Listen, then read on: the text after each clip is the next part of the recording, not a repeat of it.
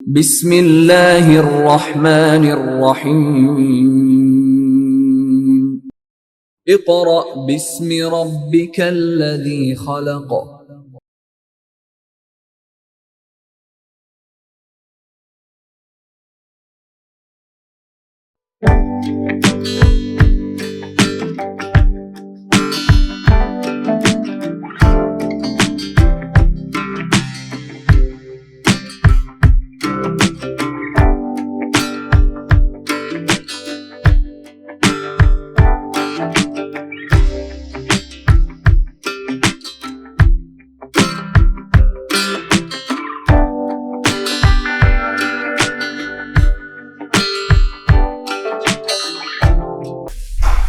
معزز سامعین، طلباء و طالبات، السلام علیکم ورحمۃ اللہ وبرکاتہ۔ جیسا کہ باب نمبر 3 ورک فار ڈے 1 اور 2 ہم پڑھ چکے ہیں۔ آج کا ہمارا لیکچر ورک فار ڈے 3 کے لیے 3 ٹاپکس پر مشتمل ہے۔ ان میں سے سب سے پہلے تو ہم پہلے ٹاپک کے نام کے بارے میں جانیں گے کہ پہلا ٹاپک ہے ہمارا شملہ وفد۔ اب اس کو شملہ وفد کیوں کہتے ہیں؟ شملہ وفد اس لیے کہا جاتا ہے کہ 1905 میں مسلمانوں کا ایک وفد، یعنی مسلمانوں کے چند پرومیننٹ بندوں کا ایک گروہ، جو کہ شملہ کے مقام پر وائس رائے سے ملاقات کرنے گیا، لہذا اس ملاقات کو تاریخ کے اوراق میں شملہ وفد کے نام سے جانتے ہیں۔ اصل میں کیا تھا کہ شملہ وفد کیوں مسلمانوں کو ملاقات کرنی پڑی؟ مسلمان اس ملاقات کے لیے کیوں وائس رائے کے پاس گئے؟ اس کے پس منظر میں بہت سی باتیں تھیں۔ نمبر 1، تقسیم بنگال کا معاملہ۔ ورک فار ڈے 2 میں ہم نے پڑھا ہے کہ 1905 میں تقسیم بنگال ہوئی۔ اس تقسیم بنگال کے سبب ہندو جو تھے وہ انگریزوں سے ناراض ہو گئے، کیونکہ وہی ہندو جو تھے وہ انگریزوں کی پشت پناہی کر رہے تھے، اور اس پشت پناہی کی بنا پر ہندو چاہتے تھے کہ وہ انگریزوں سے مراعات حاصل کریں، انگریزوں سے وہ اپنی ریکوائرمنٹس پوری کروانا چاہتے تھے۔ ہندو چاہتے تھے کہ انگریز برِ صغیر میں اقتدار ہندوؤں کو دیں، لہذا انگریزوں سے ہندوؤں کی ناراضگی جو تھی اس کا سبب کیا تھا؟ تقسیم بنگال کا معاملہ۔ انگریزوں نے تقسیم بنگال ہندوؤں اور کانگریس کی مرضی کے خلاف کی تھی، کیونکہ اس سے پہلے ہندو جو تھے وہ اپنی نمائندہ جماعت کانگریس کی بنا پر انگریزوں کے بہت قریب ہو چکے تھے، لہذا انگریزوں نے کیا کیا؟ انہوں نے دیکھا یہ تو ہمارے بہت بڑے دلدادہ تھے، یہ ہمارے بہت سے کام کرتے تھے، اب یہی ہندو ہم سے ناراض ہو گئے تو ان کو خوش کرنے کے لیے کچھ نہ کچھ کیا جائے۔ تو انہوں نے کیا کیا؟ انہوں نے ملک میں سیاسی اصلاحات نافذ کرنے کا اعلان کر دیا۔ اب وہ سیاسی اصلاحات کیا تھی کہ انتخابات ہوں، انتخابات کے ذریعے جو لوگ جو ہیں وہ الیکٹ ہوں ان کو مختلف قسم کے عہدے دیے جائیں۔ اب اس کے لیے ہندو بڑے خوش، کیونکہ ہندو جو تھے وہ تعداد میں زیادہ تھے، مسلمان بہت ناراض۔ وجہ کیا تھی؟ ایک طرف تقسیم بنگال سے مسلمان خوش اور ہندو ناراض، دوسری طرف اصلاحات کے نافذ کرنے سے مسلمان ناراض اور ہندو خوش۔ مسلمان کیوں کہ ناراض تھے؟ کیونکہ مسلمانوں کی بہت بڑی تعداد جو تھی وہ ووٹ دینے کے اہل ہی نہیں تھی، اور کوئی بھی ہندو کسی مسلمان کو تو ووٹ دے گا نہیں۔ لہذا مسلم صوبوں کی کونسلوں میں بھی مسلمانوں کی تعداد بہت معمولی سی تھی۔ نئی اصلاحات سے ہندو جو تھے ان کا سیاسی اختیار بڑھنے کا خدشہ بہت زیادہ تھا۔ مسلمان یہ بات بھانپ گئے تھے کہ اگر یہ اصلاحات نافذ ہو گئیں تو اس سے کیا ہوگا؟ اقتدار سارے کا سارا وہ ہندوؤں کے پاس چلا جائے گا، اور تمام ہندو جو ہیں وہ بر صغیر پر قابض ہو جائیں گے، اور مسلمان جو تھے ان کو اپنے حقوق سے محرومی نظر آ رہی تھی۔ وہ سمجھ رہے تھے کہ ہمارے حقوق چھن جائیں گے، ہمارے حقوق سلب ہو جائیں گے۔ لہذا اس وقت مسلمانوں کے پاس جو رہنما تھے سر آغا خان، آغا خان ان کا نام تھا۔ سر بیٹا ان کو انگریز حکومت کی طرف سے اس وقت جتنے پڑھے لکھے لوگ تھے، جتنے اس وقت شعور رکھنے والے لوگ تھے، ان کو انگریز حکومت کی طرف سے مختلف القابات نوازے جاتے تھے۔ لہذا آغا خان جو تھے ان کو بھی سر کا خطاب دیا گیا۔ لہذا سر آغا خان جو تھے وہ اور مسلمانوں کا ایک وفد جو ہے، ایک گروہ جو ہے، جو پرومیننٹ قسم کے چند مسلمان کو 6 8 10 انہوں نے کیا کیا کہ وہ 1906 میں کو 1 اکتوبر 1906 کو وائس رائے لارڈ منٹو سے ملنے شملہ آ گئے۔ شملہ کے مقام پر انہوں نے وائس رائے سے ملاقات کی، اور بات وہی شروع ہوگی نا جو میں نے آپ کو شروع میں کہی تھی۔ کس کو شملہ وفد کیوں کہا جاتا ہے؟ کیونکہ شملہ جگہ کا نام ہے، اور وفد جو ہے اس کا مطلب گروہ ہوتا ہے۔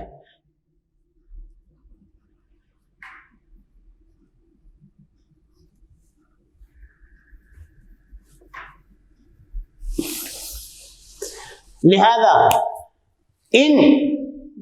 اس گروہ کا شملہ کے مقام پر وائس رائے سے ملاقات کرنا کیا کہلاتا ہے؟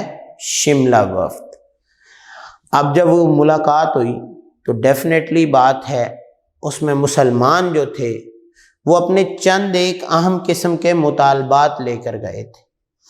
اس ملاقات کے دوران مسلمانوں نے جو مطالبات کیے ان میں سے پہلا مطالبہ کیا تھا کہ جناب آپ سیاسی اصلاحات لے کر آئیں، ہمیں کوئی اعتراض نہیں، لیکن ان سیاسی اصلاحات میں یہ خیال رکھا جائے کہ انتخابات جداگانہ ہوں، مسلمانوں کو ووٹ مسلمان دیں، ہندوؤں کو ووٹ ہندو دیں۔ اس طرح کیا ہوگا کہ جداگانہ انتخاب جو ہے ان کی مدد سے مسلمانوں کی نمائندگی بھی واضح ہو جائے گی اور ہندوؤں کی نمائندگی بھی واضح ہو جائے گی۔ تو مسلمانوں کا پہلا مطالبہ کیا تھا؟ جداگانہ انتخابات کا، کہ مسلمانوں کو مجلس قانون ساز میں علیحدہ نشستیں دی جائیں، اور ان نشستوں کے انتخابات کے لیے ووٹ دینے کا حق صرف مسلمان کو ہو۔ اس طرح ملک میں یہ جداگانہ انتخابات نافذ کیے جائیں تاکہ مسلمان اپنی نمائندگی ظاہر کر سکیں۔ دوسرا مطالبہ انہوں نے کیا کیا تھا؟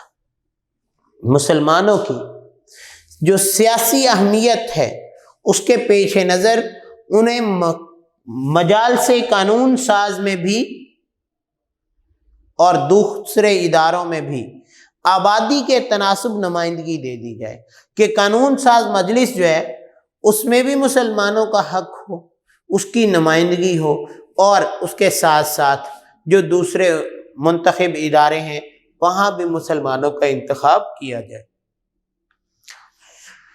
آبادی کے تناسب کے مطابق جب مسلمانوں کو نمائندگی ملے گی تو مسلمان جو ہیں وہ اپنے حقوق کی بات کر سکیں گے، مسلمان اپنے حقوق کے بارے میں انگریزوں کو آگاہ کر سکیں گے۔ لہذا اس وقت وائسرائے نے جائز قسم کے سیاسی حقوق تسلیم کرنے کا وعدہ کیا۔ اس نے کہا جی اس بات کی میں یقین دہانی کرواتا ہوں کہ مسلمانوں کے سیاسی حقوق اور مفادات کی حفاظت کی جائے گی۔ اس سے کیا ہوا کہ مسلمانوں کے دونوں مذکورہ مطالبات درست اور جائز سمجھتے ہوئے انہیں تسلیم کر لیا گیا۔ اب شملہ وفد کی کامیابی جب ہوئی تو اس سے مسلمانوں میں جو اپنی بہتری تھی، مزید ترقی تھی، مزید سوچ کو آگے بڑھنے کا موقع تھا اور حقوق حاصل کرنے کا جو حوصلہ تھا وہ مسلمانوں کو ملا۔ اس سے کیا ہوا کہ اس سے مسلمانوں نے اپنا حق جو ہے وہ برِ صغیر میں سمجھنا شروع کر دیا کہ اگر برِ صغیر میں تمام مسلمان جو ہیں وہ متحد ہو کر جائیں، وائسرائے سے اپنے حقوق کی بات کریں تو وائسرائے ان کے جائز حقوق جو ہیں ان کو تسلیم کر لیا کریں گے۔ اب کیا ہوا؟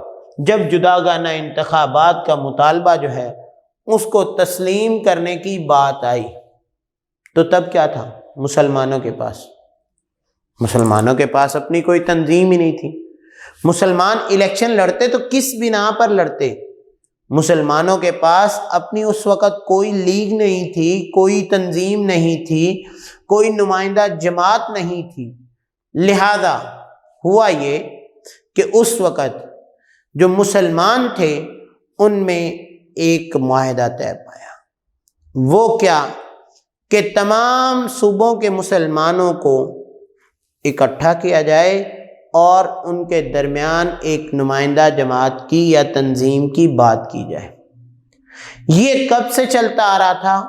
1901 سے، کہ 1901 میں لکھنؤ میں ایک مسلمانوں کا اجتماع ہوا جس میں اس بات کو طے کیا گیا کہ مسلمانوں کے سیاسی اور معاشرتی حقوق جتنے ہیں ان کی حفاظت کے لیے ایک تنظیم قائم کی جائے۔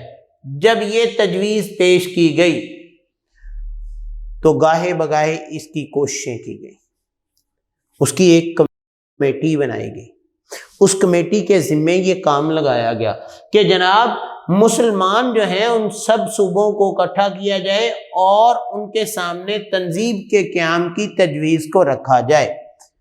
لیکن کوئی ایسا موقع مل نہیں رہا تھا کہ تمام صوبوں کے جو سربراہان ہیں، مسلم سربراہان ہیں، ان کو اکٹھا کیا جاتا۔ آخرکار وقتاً فوقتاً دور گزرتا گیا۔ 5 سال کے بعد محمڈن ایجوکیشنل کانفرنس 1906 میں ہوئی۔ اب ڈھاکہ میں محمڈن ایجوکیشنل کانفرنس جو ہے 1906 میں جب ہوئی تو اس میں برِ صغیر کے تمام لوگ جو تھے، جو مسلم رہنما تھے، وہ موجود تھے۔ ان مسلمانوں کی جو شرکت تھی اس سے کیا ہوا؟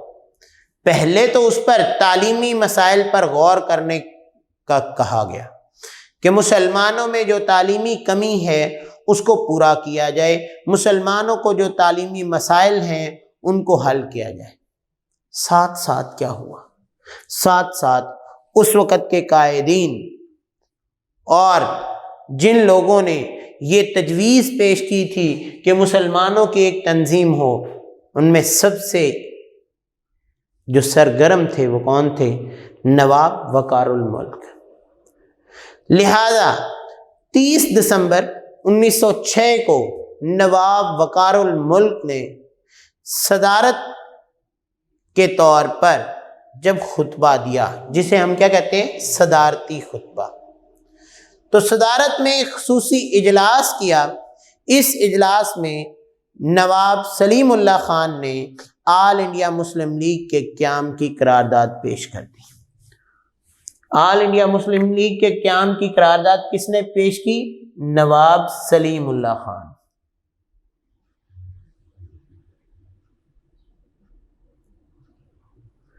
اور صدارتی خطبہ کس نے دیا تھا؟ نواب وقار الملک۔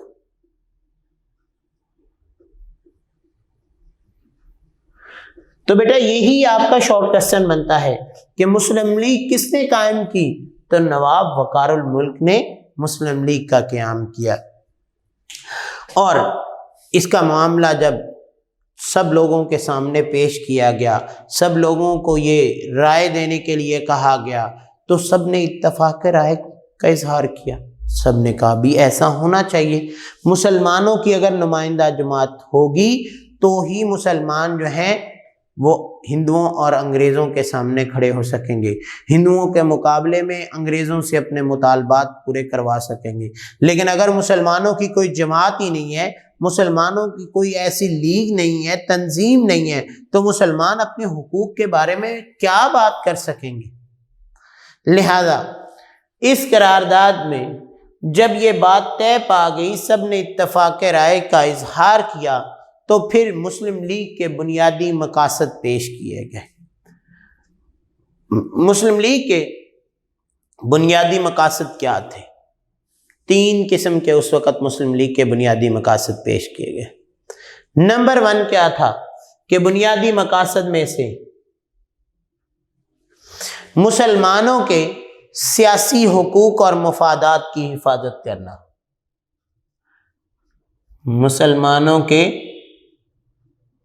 سیاسی حقوق اور مفادات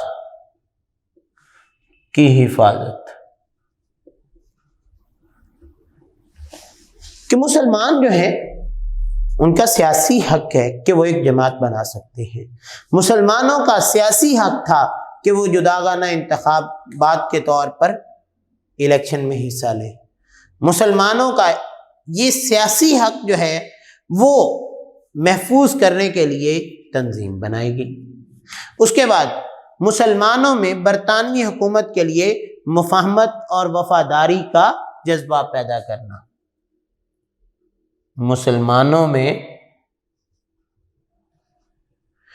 برطانوی حکومت کے لیے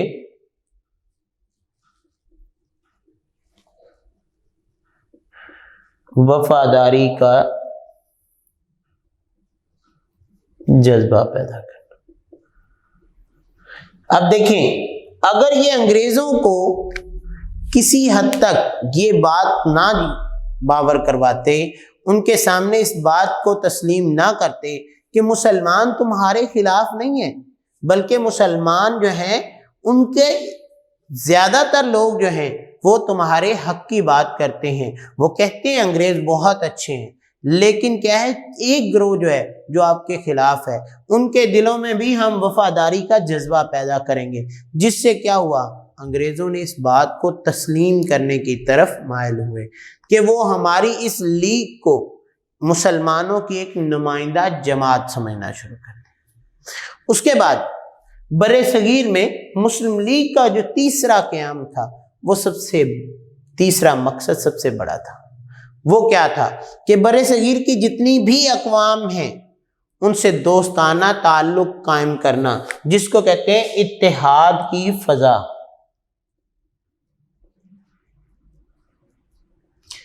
کیا کیا؟ پہلا حق مسلمانوں کے سیاسی حقوق اور مفادات کی حفاظت، دوسرا حق برطانوی حکومت کے لیے وفادارانہ جذبہ پیدا کرنا، اور تیسرا بر صغیر کی جتنی بھی قومیں ہیں ان تمام قوموں کے درمیان دوستی کرنا، ان کے دوستانہ تعلق قائم کرنا اور ان کے درمیان اتحاد کی فضا قائم کرنا۔ اب جب یہ تینوں مقاصد پیش کیے گئے تو اس سے کیا ہوا؟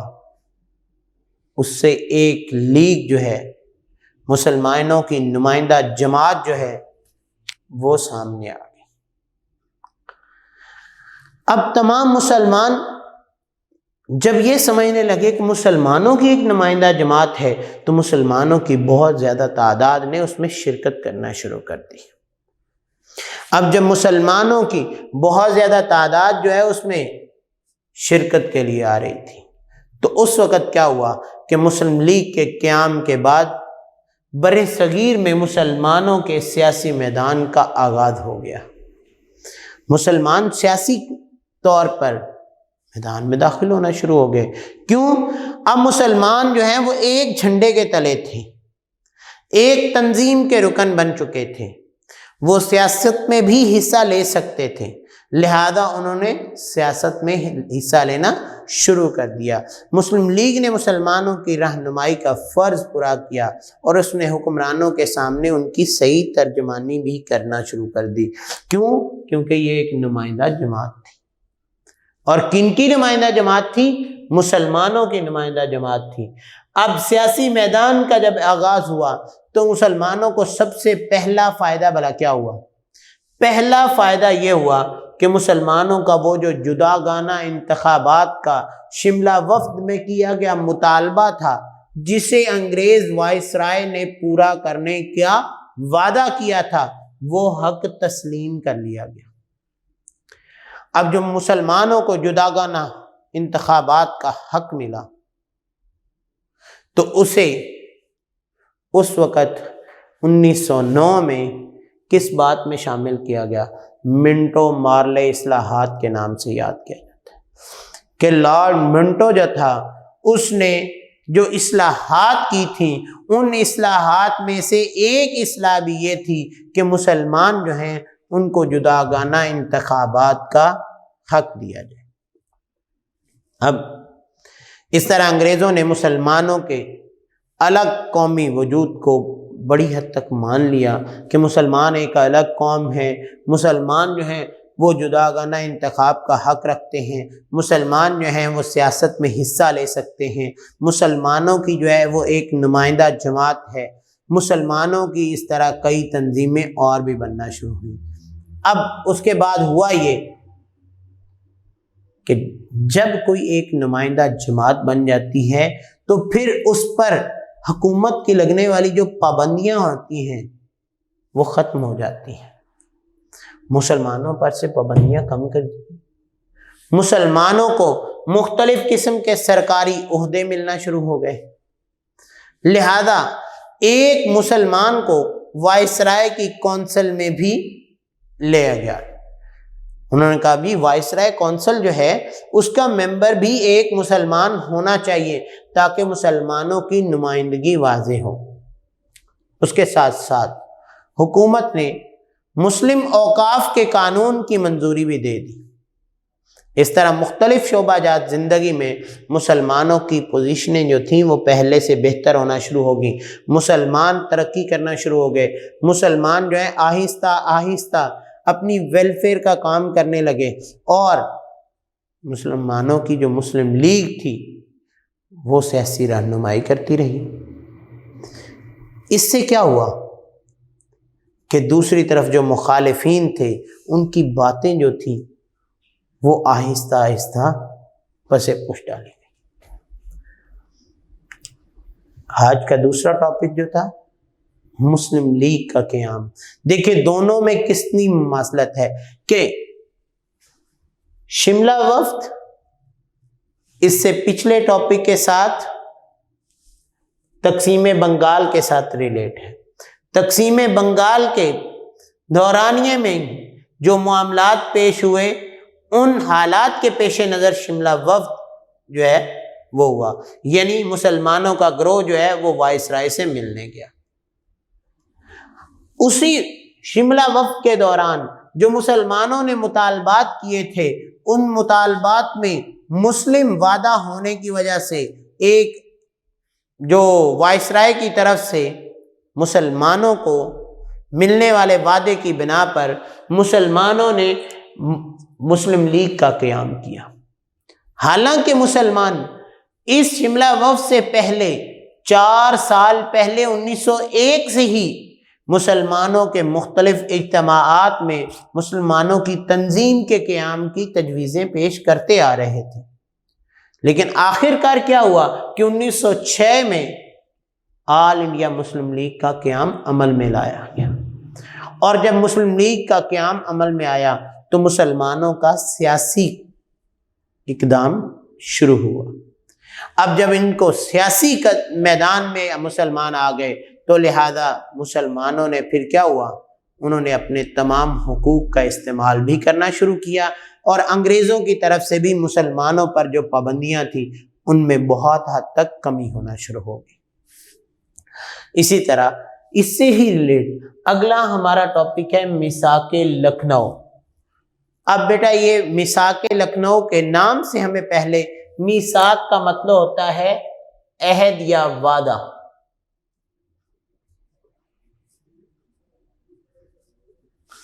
اور لکھنؤ جگہ کا نام ہے۔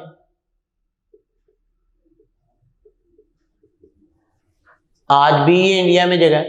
تو دیکھیں میثاق لکھنؤ سے مراد لکھنؤ میں کیا جانے والے جو وعدے تھے ان کے بارے میں بات کریں گے کہ جو 1916 میں ہوئے، کیونکہ 1914 سے لے کر 1918 تک پہلی جنگ عظیم ہوئی۔ یہ کب شروع ہوئی تھی؟ 1914 میں شروع ہوئی اور 1918 تک چلتی رہی۔ اس جنگ عظیم کے دورانیے میں 1916 میں میثاق لکھنؤ ہوا۔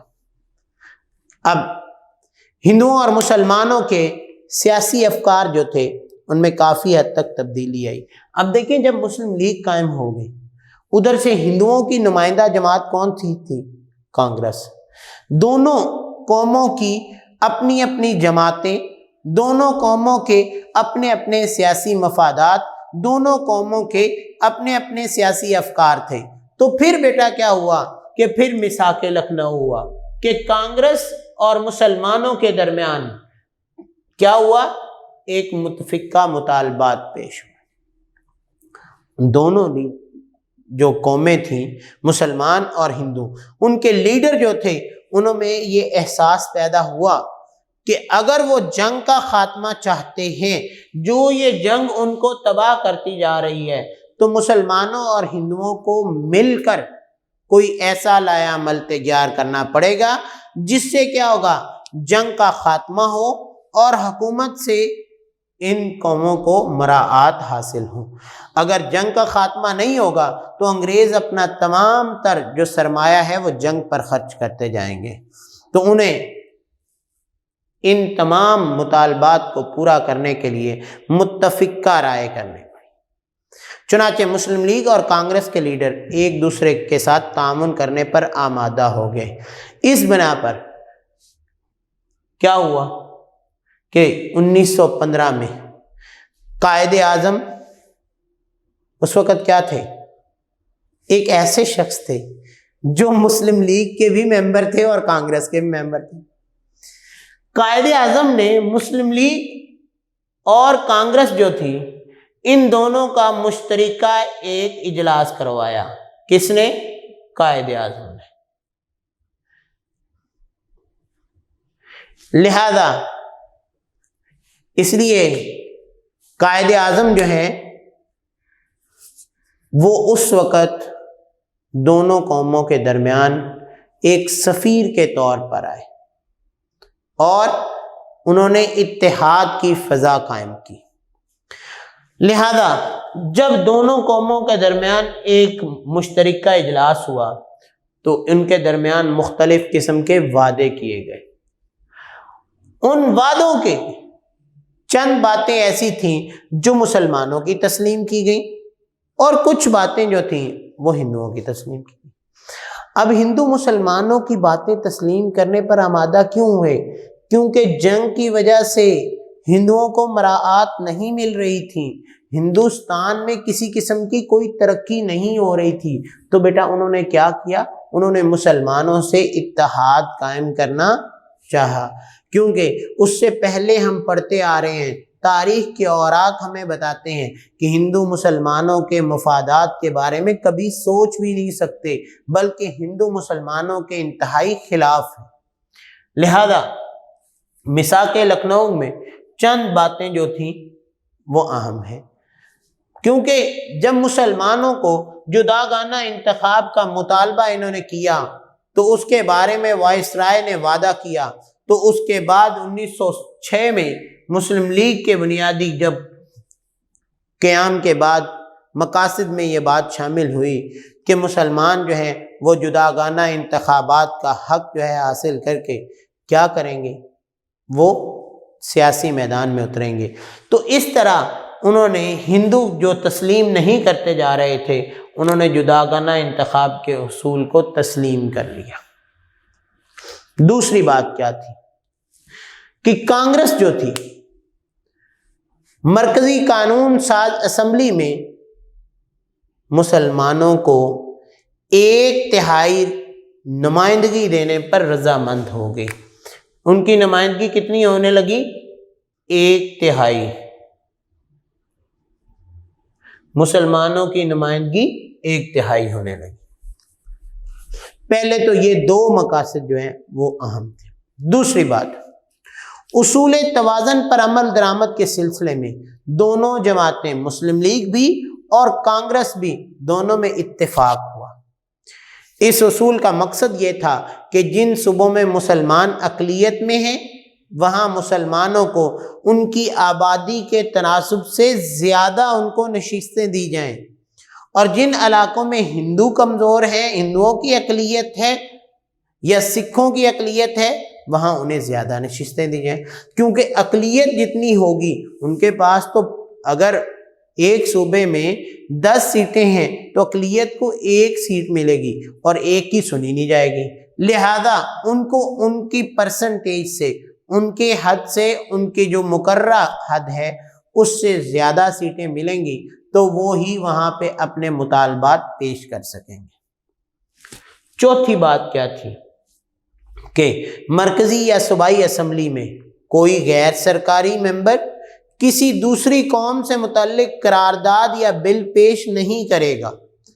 سرکاری ممبر تو وہ جو گورنمنٹ کی طرف سے تھے، لیکن غیر سرکاری ممبران جو تھے ان کو کسی طرح بھی کوئی بھی ایسا بل پیش کرنے کی اجازت نہیں دی گئی، اور نہ ہی ایسا بل منظور کیا جائے گا جب تک اسے متعلقہ قوم کے 3/4 اراکین کی حمایت حاصل نہ ہو۔ یعنی اگر مسلمان کو بل پیش کرتے ہیں تو ان کے 3/4 اراکین جو ہیں اس کے حق میں بات کریں گے، اور اگر ہندو کوئی بھی بل پیش کرتے ہیں تو ان کے بھی 3/4 اراکین اس کے حق میں بات کریں گے۔ اس کے بعد معاہدہ لکھنؤ 2 قومی نظریے کی جانب ایک اہم قدم تھا۔ اس کی روح سے ہندوؤں نے مسلمانوں کو ایک الگ قوم اور مسلم لیگ کو تسلیم کر لیا کہ ہندوؤں نے یہ بات سمجھ لی کہ مسلمان ایک الگ قوم ہے اور مسلم لیگ مسلمانوں کی نمائندہ جماعت ہے۔ ہندوؤں نے مسلمانوں کے تمام مطالبات تسلیم کر لیے۔ ہندوؤں اور مسلمانوں کے مابین اتحاد، تمام چیزیں جناب متحد، لہذا دونوں نے مل کر مشترکہ مفادات کے لیے جدوجہد کی کہ اگر مسلمانوں کو مفادات کی ضرورت تھی تو ادھر ہندوؤں کو بھی مفادات کی ضرورت تھی، کیونکہ انگریز اس وقت جو تھے وہ پہلی جنگ عظیم میں مصروف تھے۔ مسلمانوں اور ہندوؤں یعنی بر صغیر کے لوگوں کو کوئی مراعات مل ہی نہیں رہی تھی، لہذا ہندو اور مسلمانوں کے مابین یہ پہلا اور آخری سیاسی سمجھوتا تھا جس پر وہ متفق ہوئے تھے، اور وہ بھی کس کے؟ قائد اعظم کے کہنے۔ اس لیے اس کے بعد کوئی بھی بات ہوئی تو اس پر ان کے درمیان کوئی اتفاق کبھی نہیں ہوا تھا۔ اس معاہدے کی بدولت قائد اعظم کو کیا کہنے لگے تھے؟ ہندو مسلم اتحاد کا سفیر۔ میں نے ابھی پہلے شروع میں بھی بتایا تھا کہ قائد اعظم جنہوں نے یہ کام کروایا تھا وہ ہندو مسلم اتحاد کے سفیر کے طور پر جانے لگے، کہ جنہوں نے مسلمانوں اور ہندوؤں کے درمیان ایک اتحاد کروایا تھا۔ تو بیٹا ہمارا تیسرا ٹاپک جو ہے وہ میثاق لکھنؤ۔ میثاق کا مطلب کیا ہوتا ہے؟ عہد یا وعدہ۔ لکھنؤ جگہ کا نام ہے جہاں پر پہلی جنگ عظیم کے درمیان یعنی 1914 سے 1918 کے درمیان جنگ عظیم ہو رہی تھی۔ ہندوستان کے لوگوں کو کسی قسم کے کوئی بھی جو ہے وہ بجٹ، کوئی مفادات، کوئی مراعات نہیں مل رہی تھی، تو اس وقت برِ صغیر میں دو قومیں موجود، مسلم اور ہندو۔ ہندو جو تھے وہ بھی سوچ رہے تھے بھی کیا بات ہے، اب ہم کیا کریں گے، یہ جنگ جو ہے یہ کب تک چلے گی، لہذا اتنی دیر میں ہمارے برِ صغیر کا کیا ہوگا۔ ادھر سے مسلمان جو تھے وہ اپنے حالات کی وجہ سے پریشان تھے، تو قائد اعظم نے 1915 میں مسلمانوں اور ہندوؤں کے درمیان جو نمائندہ جماعتیں تھیں ان کا ایک مشترکہ اجلاس کیا۔ اس میں تمام ہندو اور مسلمان نمائندوں کو اکٹھا کیا اور یہ کہا گیا کہ اگر تم مفادات اور مراعات حاصل کرنا چاہتے ہو تو آپ سب لوگوں کو مل کر چلنا ہوگا، اتفاق رائے کی سطح پر چلنا ہوگا، جس سے ہندو جو ہیں وہ یہ بات سمجھ چکے تھے۔ لہذا ہندو جب یہ بات سمجھ چکے تھے تو پھر قائد اعظم نے مسلمانوں کی چند باتیں ان سے تسلیم کروائیں کہ ان کا جداگانہ انتخاب کا اصول تسلیم کروا لیا، کانگریس میں مسلم نمائندگی کر دلوا دی اور اصول توازن پر عمل کروا دیا۔ اس طرح جو بل منظور تھی اس کی قرارداد میں دونوں نے متفق کا رائے پیش کی، اور اس سے کیا ہوا کہ ان کے درمیان اتحاد، اتفاق کی فضا قائم ہوئی۔ تو بیٹا آج کا جو کویسچن ہے ان تینوں ٹاپکس میں سب سے پہلا شارٹ کویسچن، شملہ وفد کب وائس رائے سے ملا؟ 1905 میں۔ اس وقت وائس رائے کون تھا؟ لارڈ منٹو۔ اس کے بیک گراؤنڈ پہ، اس کے پس منظر میں کیا معاملہ تھا؟ تقسیم بنگال کا معاملہ تھا۔ اس وقت صوبوں میں کونسلز میں مسلمانوں کی تعداد کتنی تھی؟ نہ ہونے کے برابر۔ لہذا اس میں مسلمانوں نے کون کون سے مطالبات کیے؟ سب سے بڑا مطالبہ کیا تھا؟ جداگانہ انتخابات کا حق، اور وائس رائے نے کیا کیا؟